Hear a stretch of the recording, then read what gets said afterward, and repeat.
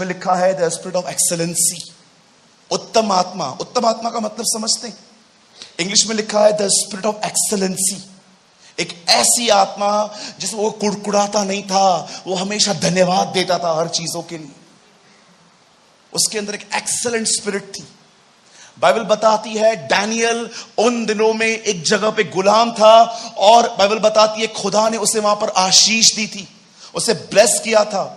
आप हमेशा याद रखिएगा, यहां देखिए सब, जब परमेश्वर का अनुग्रह आएगा उसका अनुग्रह तुम्हें उठाएगा, और जब तुम्हें अनुग्रह उठाएगा तो कुछ लोग तुम्हारे दुश्मन बनेंगे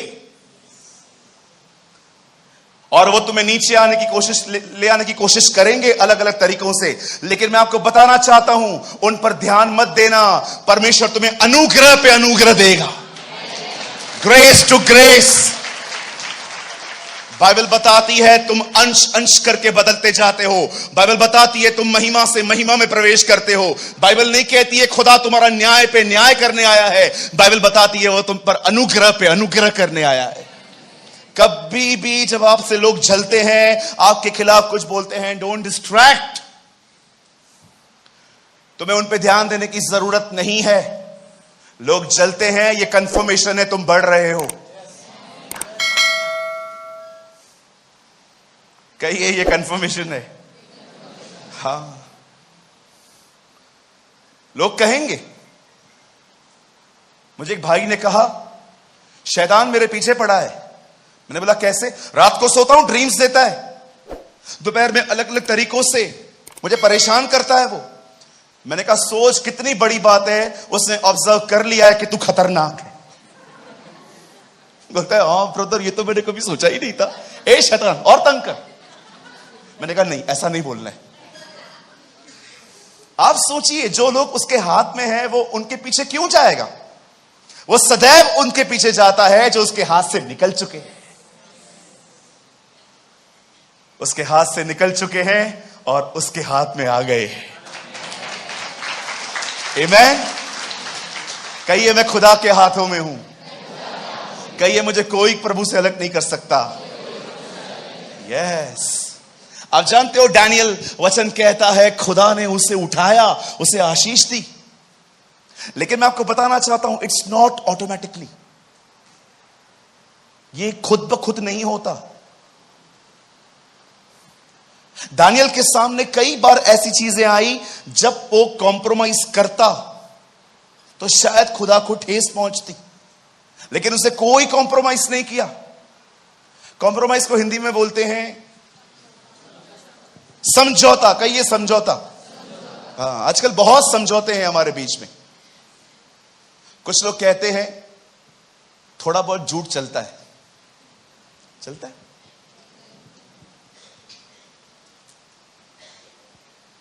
थोड़ी बहुत चीटिंग भी चलती है ना।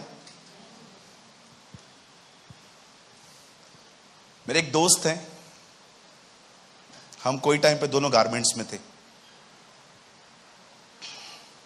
मैं एक दिन उसके शॉप पे गया, उसने मुझे कहा था दुआ के लिए आ। मैं गया वहां पर, मुझे आज भी याद है, वहां टीवी चल रही थी, वो कुछ देख रहा था और कस्टमर भी देख रहा था। तो मैं आया तो उसने मुझे कहा ब्रदर आप बैठ जाओ आराम से। मैं बैठ गया। एक कस्टमर आया, उसको बोला, उसने बोलिए क्या चाहिए? तो बोला मेरे को जीन्स चाहिए। तो उससे जीन्स खोलना स्टार्ट किया, दिखाया। 10-15 जीन्स कस्टमर ने देखी और उसको एक पसंद आई और उसने पूछा सर ये कितने की है? तो मेरे दोस्त ने उसको कहा 550 की है। मैं देख रहा था क्योंकि मैं अच्छे से जानता था, मैं गारमेंट में हूं, तो मुझे पता था ये जो प्राइस है ना 550, ये खरीदी से बहुत ज्यादा है, मतलब ये गलत नहीं है, उसने मुनाफा रखा था। तब मैंने उसको देखा, 550 रुपया उसने बोला। कस्टमर ने उसको बोला मैं 400 दूंगा।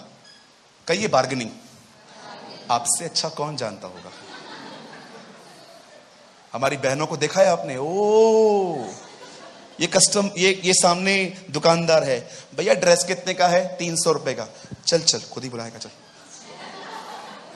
और जैसे वो बुलाता है दीदी, हाँ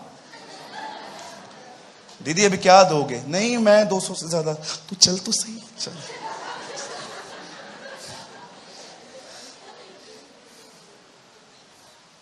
मैंने मार्केट में ऐसे लड़के देखे थे, वो ड्रेसेस लगी रहती हैं ऊपर, मेरा एक दोस्त था, जवान लड़कियां आती थी ना, उनको बोलता था बैठो मैं आपको दिखाता हूं ड्रेस खोल खोल के। बूढ़ी औरतें आती थी, बोलता था ये सब लगी हुई है, इनमें से कोई चाहिए तो ले लो। मैंने बोला यार तू कितना खतरनाक आदमी है यार। मैं उसको सब देखता था, मैंने कहा यार जवान लड़कियां आती थी, दीदी बैठो बैठो, ए चाय ले क्या, ये ड्रेस खोलेगा, ये खोलेगा, ये खोलेगा, देखता रहेगा उसको। लेकिन बेचारी बूढ़ी औरतें आएंगी, क्या चाहिए आंटी, ड्रेस चाहिए, ये सब लगी हुई है, इनमें से कुछ चाहिए। सूरज भाई कितना ऑब्जर्व करते हो, क्या करूं, गलती है मेरी, मन है मेरा। 550 रुपए की जीन्स थी उसकी। उस भाई ने कहा मैं 400 दूंगा। जानते हो उसने क्या कहा? अब ये पकड़ा गया। इसने कहा 500 रुपए में तो घर पे आई है, 50 नहीं कमाऊं। अब मुझे पता था उसकी कॉस्टिंग क्या है, उससे बेच दिया। मैंने उसको बाद में कहा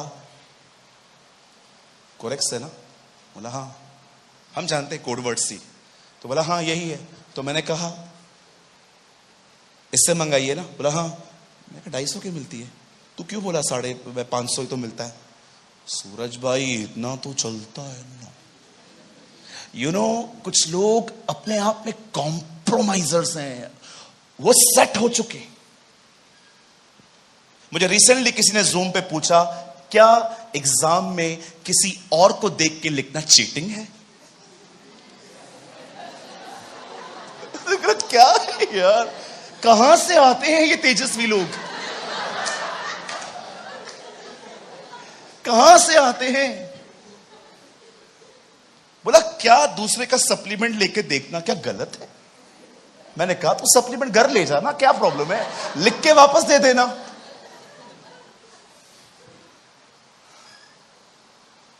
कहिए हमें कॉम्प्रोमाइज नहीं करना।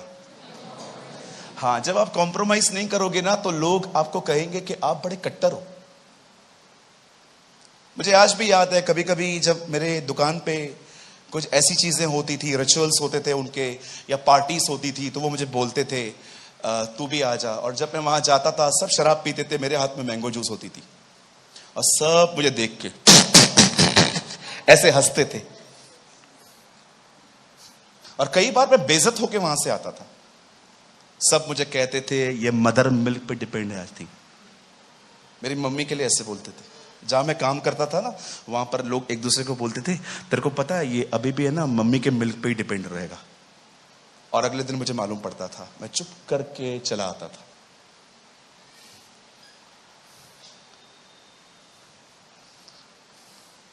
उन्हें क्या पता कि उसका हाथ हम पर रहे, उसके लिए हमें कॉम्प्रोमाइजिंग लाइफ नहीं जीनी है। क्या चाहिए आपको? दुनिया? कहिए 1000 रुपया अशांति से कमाने से बेहतर है 300 रुपया प्रभु के भय के साथ कमाया जाए। नहीं, मुझे पता है जल्दी अंदर 300 भैया बहुत कम है ना, तो थोड़ा बढ़ाओ ना भैया। 300 रुपया तो मेरा बच्चा चॉकलेट खाता है भैया। पैसे के मामले में है ना हम लोग बड़े शार्प है। यू नो बाइबल क्या बताती है? डैनियल कॉम्प्रोमाइज नहीं करता था। उसने एक दिन कहा मैं इस रोटी को नहीं खाऊंगा क्योंकि ये गलत है। परमेश्वर ने लिखा है उसके निर्णयों को आशीष दी, उसके डिसीजन को परमेश्वर ने ब्लेस किया। हर दिन प्रभु से उठाता रहा। और एक दिन पता है क्या हुआ? उसके इतने दुश्मन पैदा हो गए, उसके इतने शत्रु पैदा हो गए कि उन सब लोगों ने मिलकर एक काम किया। कहिए एक काम। कहिए उन्होंने एक काम किया। 1 सेकेंड, इसे मैं ही रखूंगा। कहिए उन्होंने एक काम किया। जानते हो जब डैनियल को परमेश्वर ने बढ़ाया, उसे आशीष दी, इन सारे लोगों ने एक झुंड बनाया और ये सब राजा के पास जाके कहते हैं राजा तू चिरंजीव रहे, O king you live forever. हमने एक बात सोची है, आज से लेके कुछ दिनों तक हर व्यक्ति जो भी अपने काम पे जाएगा वो सबसे पहले तेरे सामने आएगा, तुझे दंडवत करेगा, तुझे बाव करेगा, तुझे सजदा करेगा, तेरे सामने झुकेगा और उसके बाद वो अपने काम पे जाएगा। और जो ऐसा न करे उसे दंड मिले। आप जानते हैं एक आदमी को गिराने के लिए लॉ पास किया गया, जस्ट एक आदमी के लिए, एक आदमी को नीचे गिराने के लिए। क्या आप में से किसी ने इस तरह की जलन को फेस किया है? इस तरह की जलन? ओ क्या ऑपोजिशन थी उस लड़के की, सॉरी उस अंकल की। बाइबल बताती है उसके खिलाफ एक लॉ बनाया गया, और बाइबल बताती है हर दिन लोग राजा के सामने सजदा करने लग गए, लेकिन एक बार भी किसी ने दानियल को नहीं देखा उसके सामने झुकने को। वो हर बार अपने परमेश्वर के सामने घुटने टेक कर प्रार्थना और धन्यवाद करता था अपने कमरों में जाकर, क्योंकि वो जानता था व्यवस्था की पहली आज्ञा यही है कि तू मुझे छोड़ और किसी को प्रणाम मत करना। वो जानता था कि मुझे सिर्फ खुदा के सामने सजदा करना है। और एक दिन पता है क्या हुआ? जब वो अपने पहले माले पे गया, मैं चाहता हूं ब्रदर एक वर्ड यहां पर आप कोट कीजिए, यहां देखिए दानियल 6:10, यहां देखिए। ओ कुछ आप सीखेंगे अब। 6:10 दानियल, यहां देखिए भाइयों, जब दानियल को मालूम हुआ कि उस पत्र पर हस्ताक्षर किया गया है, तब अपने घर में गया जिसकी ऊपरी कोठरी की खिड़कियां यरूशलेम की ओर खुली रहती थी, और अपनी रीति के अनुसार, कहिए रीति, अपनी रीति के अनुसार, जैसा वह दिन में 3 बार अपने परमेश्वर के सामने घुटने टेक कर प्रार्थना और धन्यवाद करता था, वैसा ही तब भी करता रहा। अब सुनिए, जब दानियल को पता चलता है कि उस लेटर पर हस्ताक्षर हो गए हैं कि जो कोई भी राजा के सामने नहीं झुकेगा वो मरेगा। अब मुझे बताइए, दानियल पता था उसको कि मैं नहीं झुकने वाला हूं, अब वो क्या प्रार्थना कर रहा है? भाई अगर आज रात को तेरी मौत का फतवा जारी हो, तू धन्यवाद दे सकता है प्रभु को? दीदी आप दे सकते हो? अगर आपको पता चले कि आपको एक भयंकर बीमारी है, आप बोल सकते हो? रविवार को हालेलुया और धन्यवाद और शालोम बोलना, इट्स वेरी इजी। विजयी हुआ, विजयी हुआ करते ना हम संडे को। हम लोग कैसे रहते हैं संडे को? कितने भरे हुए रहते हैं, कितने जोश में रहते हैं। कोई वर्शिप करता है, सेनाओं का यहोवा हमारे संग संग है, याकूब का परमेश्वर, लेकिन सोमवार को सेनाओं का यहोवा हमारे संग संग है। ये ग्लूकोज सिर्फ एक ही दिन क्यों चलता है? हाँ, ये ग्लूकोज है, इंजेक्शन एक ही दिन क्यों चलती है? मैं कई लोगों को देखता हूं रविवार को मुझे ऐसे बोल के निकलते, ब्रदर तुम्हें चांगला बोलते, वाट लगा दी तुमने शैतान की, ये कर दिया वो कर दिया। और मैं कई बार उनको हाथ में मिला के कहता हूं, बुधवार को भी ऐसे ही रहना। लेकिन कभी कभी ऑफिस में आते हैं,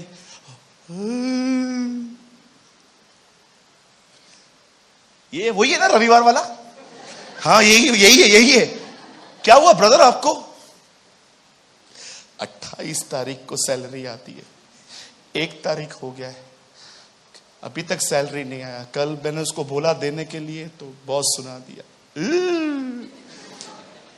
ये इंजेक्शन एक ही दिन क्यों चलता है तेरा भाई?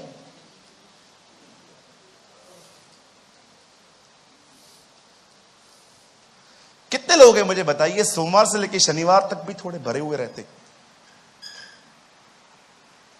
हाँ,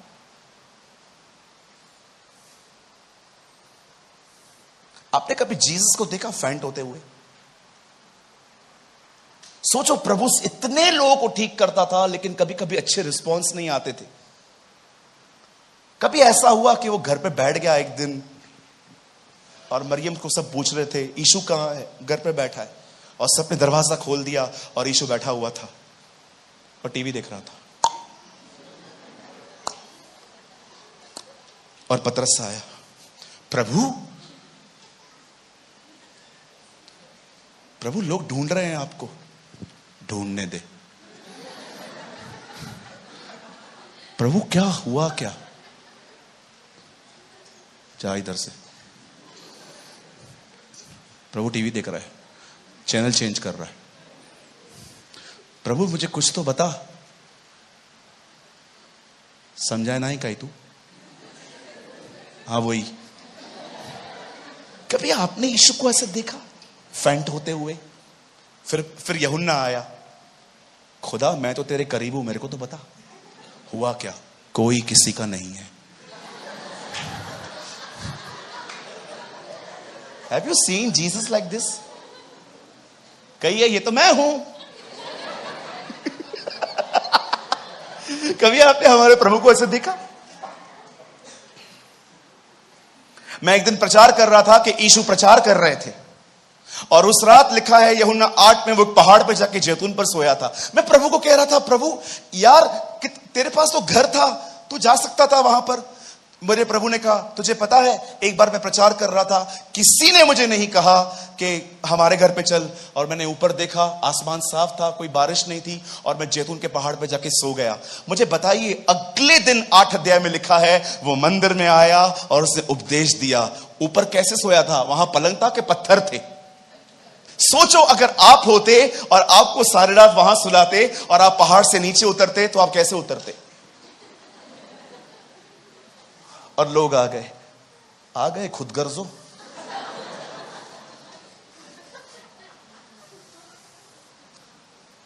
What a God we have। वो नीचे उतरा और लिखा है उपदेश देने लग गया। कोई चीज उसे कंट्रोल में नहीं कर सकती थी, वो सिर्फ अपने बाप के नियंत्रण में चलता था। आमेन। ओ मैं आपको सच कहता हूं, आशीषित है वो व्यक्ति जो 7 दिन 24 घंटे एक सा रहता है, जो हमेशा करेज में बना रहता है, जो हमेशा फेथ में बना रहता है, जिसे कोई चीज नहीं हिला सकती, क्योंकि वो जानता है उसका रचने वाला जिंदा है। अय्यूब कहता है, यदि वो मुझे मार भी डाले तो भी मैं उस पर भरोसा करूंगा। If he slay me still I will trust on him. आप जानते हो, जब दानियल बाइबल बताती है उसे पता चलता है कि उस पर हस्ताक्षर हुआ है। क्या आप इस वचन में देख रहे हो कितना नॉर्मल है ये व्यक्ति? कितना नॉर्मल है अपनी रीति के अनुसार। अगर मुझे पता चले ना कि मेरे खिलाफ फतवा जारी हुआ है, मैं तो सीधा वहां जाके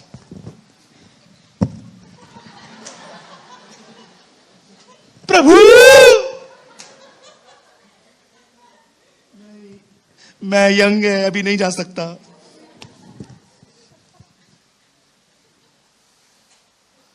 मैं तो लेट जाता। मेरे साथ कितने लोग और लेटते अगर तुम्हारे खिलाफ फतवा जारी होता तो? हाथ उठाओ। तुम लोग ज्यादा आत्मिक मत बनो। हां, अभी कितने भाई लोग, अगर आपके खिलाफ फतवा जारी होता तो मेरे साथ कितने लोग बाजू में सो जाते? हाथ उठाओ। जिनके हाथ नीचे हैं, मीटिंग के बाद मिलके जाना, कुछ सवाल है मुझे तुमसे पूछना। अगर मुझे पता चलता, बिलीव कीजिए, मैं तो बैठा रहता, मेरे को बच्चा। यस, कितना नॉर्मल है ये। आप पढ़ के देखो, बहुत हल्का पढ़ा है आपने इससे। द बाइबल सेज अपनी रीति के अनुसार। उसे कोई डर नहीं है। उसने एक बार यहां पर नहीं कहा है कि मुझे बचा लेना इन लोगों से। और जानते हैं, जब वो प्रार्थना कर रहा था, वो धन्यवाद कर रहा था, अमेजिंग बात देखिए, उसी समय वो पकड़ा गया और लोग उसे पकड़ के राजा के सामने लेके जाते, कहते सी द विक्टिम, ये देख ये बंदा तेरे खिलाफ काम कर रहा था। आप जानते हो, राजा उसे बचाने का उपाय ढूंढने लगा था। जब परमेश्वर का अनुग्रह आप पर आएगा ना, आपके दुश्मन भी आपके फेवर में खड़े हो जाएंगे। The grace will come, वो लोग जो तुम्हारे विरोध में हैं, बाइबल बताती है जिनका चाल चलन खुदा को बाता है, परमेश्वर उनका शत्रुओं से भी उनका मेल करवाता है। भाई ये काम कर जो उसने किया था। जानते हो जब वो राजा के सामने पहुंचता है, मैं आपको सच कहता हूं, अगर कोई भी आपके खिलाफ है, कोई भी मुंह आपके खिलाफ खुलता है, डोंट आंसर देम। लड़ो मत, मुंह मारी मत करो, आर्ग्यूमेंट्स मत करो, जस्ट वॉक विद जीसस।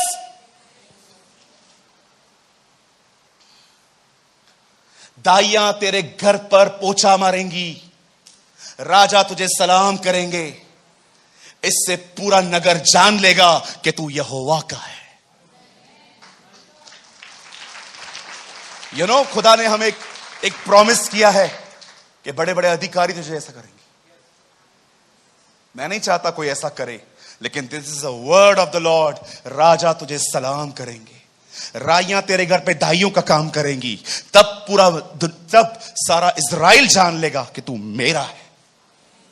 आपको नहीं पता कि परमेश्वर कैसे चीजों को बदल देता है। किसी को भी, जो भी आपका विरोध करते हैं, आपके लिए बुरा भला कहते हैं, आपसे नम्र निवेदन है, किसी से लड़ो मत। Don't fight with them, just अपने खुदा के साथ चलते रहो, वो तुम्हारा पक्ष लेना जानता है। और मैं आपको सच कहता हूं ब्रदर, जब वो खड़ा करेगा ना, तुम्हें कोई नहीं रुका पाएगा, तुम्हें कोई गिरा नहीं पाएगा। और जानते हो उसके सामने खड़ा किया हुआ व्यक्ति कैसे होता है? आपको लगता है ये मैं खड़ा हूं, जानते हो उसके सामने खड़ा हुआ व्यक्ति कैसा होता है? ऐसा। जो उसके सामने झुका हुआ है वो उसके साथ खड़ा हुआ है। क्यों प्रकाशित वाक्य की अंतिम किताब कहती है कि 12 प्राचीन सो गए उसके सामने, उन्होंने अपनी बुजुर्गी उसके सामने रखी। मुकुट, कहते हैं बहनों की शोभा बालों में होती है। कभी सोचा आपने क्यों उस बहन ने अपने आंखों से पानी निकालकर उसके पैरों को अपने पांवों से पोंछा था? उसने अपना सबसे वैल्यूबल ऑनर उसके पैरों पे रखा था।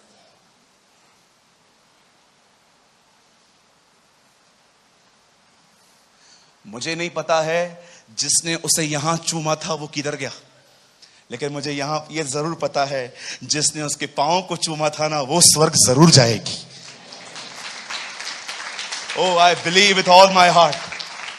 मुझे नहीं पता है जिसने उसको यहां छुआ था वो कहां गया था, लेकिन जिसने उसके पैरों को चूमा था ना, मैं आपको 100% कह सकता हूं वो हमें वहां जरूर मिलेगी। मैं प्रभु से प्रार्थना करता हूं कि वो हमें ऐसे स्थान पर ले आए जहां पर हम उसके पांव को चूम सके। आमेन। कितने लोग चाहते हैं कि आने वाले दिनों में आप उसके पांव को चूम सको? ओह जीसस, वी वर्शिप यू। आप जानते हैं जब दानियल को वहां पर पकड़ा गया और राजा उसे बचाने की कोशिश करने लग गया, नाउ लिसन दिस सीक्रेट, इसे समझो। और दानियल शेरों की मान में पहुंचा दिया गया, और जब वो बाहर निकला, कहते हैं इतिहास में कि जब भी लोग दानियल को देखते थे वो आपस में एक बात बोलते थे, तुझे पता है ये कौन है?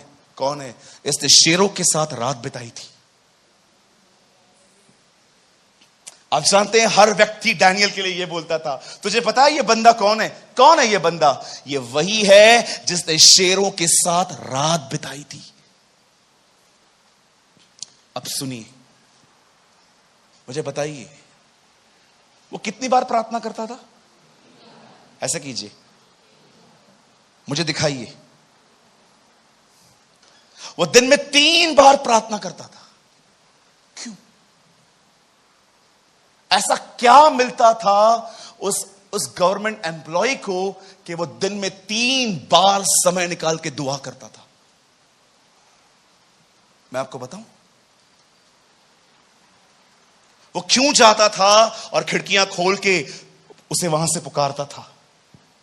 आप याद रखिए, दानियल की दिलचस्पी, उसकी डिजायर